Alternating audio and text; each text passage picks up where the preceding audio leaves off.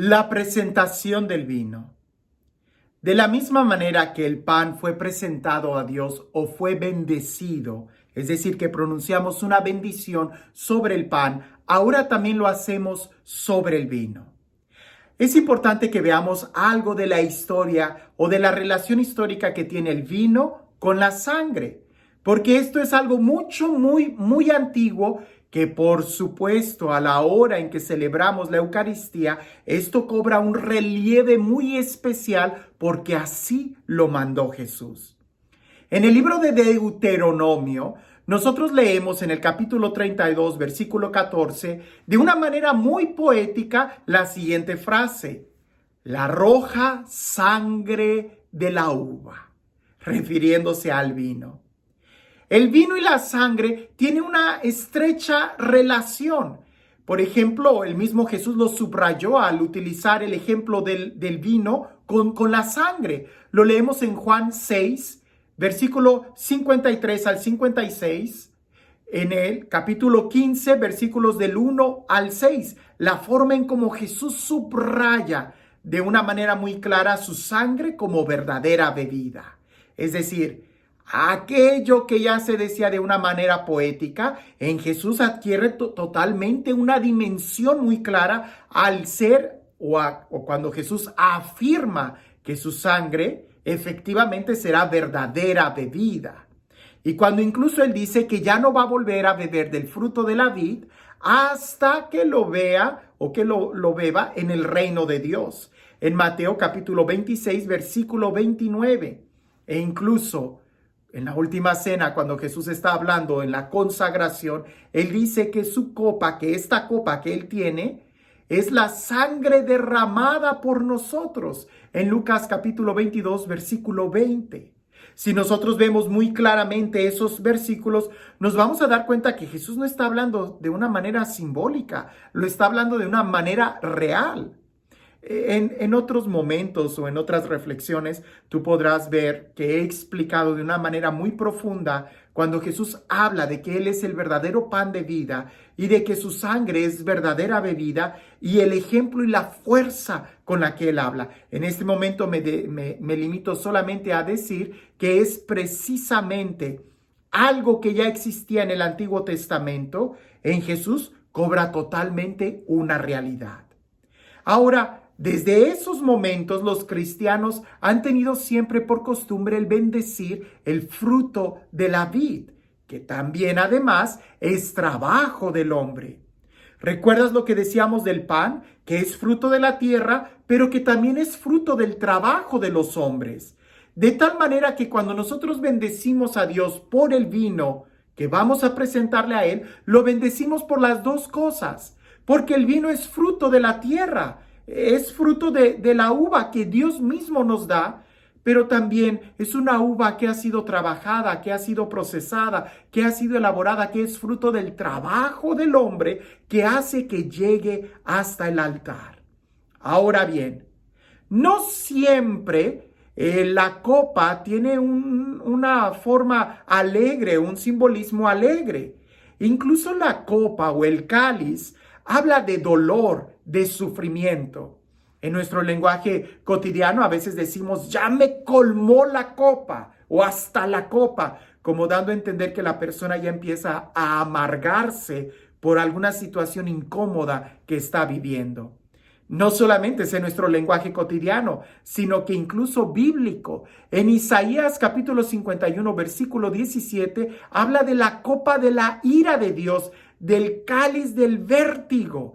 Es decir, que también la copa simboliza coraje, ira, dolor, en cierta forma hasta castigo.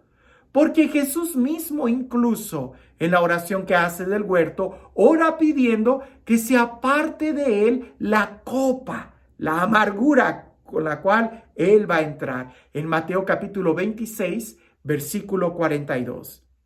De tal manera que todo este simbolismo de la copa representa muy bien sangre, dolor, pero también en la Eucaristía no es solamente un dolor.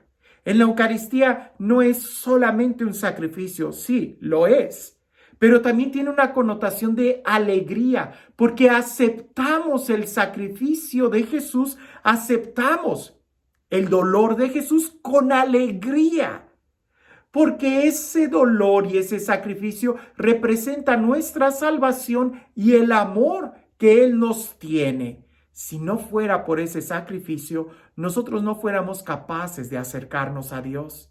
De tal manera que si nosotros leemos el Salmo 116, versículo 13, vamos a hablar del cáliz de la salvación. En 1 Corintios capítulo 10, versículo 16, se habla de la copa de bendición que bendecimos. ¿No es acaso comunión con la sangre de Cristo? Dice el apóstol. Algo muy fuerte, la copa de la bendición que bendecimos. ¿No es acaso la comunión con la sangre de Cristo? Entonces, esta frase no solamente va en sintonía con la seguridad y la firmeza con la que Jesús habla de que su sangre será verdadera bebida con todos nosotros, sino que además el apóstol, mucho después de la resurrección de Jesús, hace la misma afirmación con otros hermanos que no habían estado con Jesús y sin embargo siguen participando de la sangre de Cristo. ¿Cómo es esto posible? Pues precisamente por la celebración eucarística. En el Salmo 104, versículo 15, se habla de que este cáliz rebosa de alegría, que regocija en el corazón del hombre. Y pudiéramos nosotros incluso pensar en el Evangelio, en el capítulo 2 de San Juan, versículo 10, de el vino de la alegría de las bodas, que simboliza precisamente la unión que Dios tiene con nosotros. Muchos llaman la Eucaristía como esa unión esponsorial que nosotros tenemos con Dios. De tal manera que el vino que nosotros ahora presentamos a Dios, en él se obran maravillas y los cristianos no solamente recuerdan, sino que viven y actualizan lo que Jesús ha hecho por nosotros. De tal manera que nosotros leemos en este libro de los primeros años del cristianismo, estoy hablando de los primeros 100 o 150 años del cristianismo, la Didache, en el capítulo 9, versículo 2, leemos lo siguiente.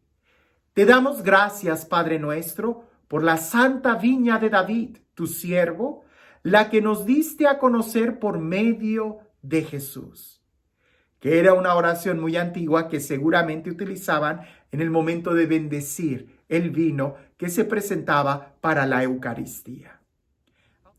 Así que si volvemos al punto del vino, es interesante que también nosotros podamos presentarnos junto con el vino, junto con el trabajo del hombre, junto con nuestra naturaleza, junto con nuestro dolor, junto con nuestro sufrimiento, junto con nuestras alegrías, porque todo eso simboliza el vino, dolor, sufrimiento, alegría, presentárselo a Dios para que entonces Él, que ve nuestro corazón, nos tome como un sacrificio agradable de alabanza en su nombre.